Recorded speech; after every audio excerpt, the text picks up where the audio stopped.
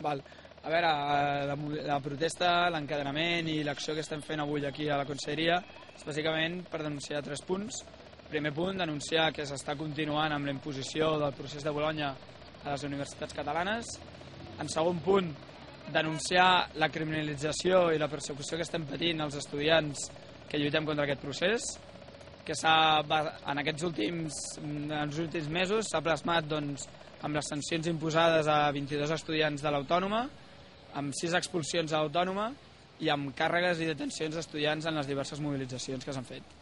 I en tercer punt, el que volem denunciar és les propostes, la inactivitat del conseller Huguet, de la Conselleria en general, i sobretot les propostes buides de contingut que s'han fet des del comissionat, que en cap moment han anat a l'arrel del problema, que l'arrel del problema en aquest cas és el procés de Bologna i és la implantació forçosa d'un procés rebutjat per gran part de l'estudiantat i gran part del professorat.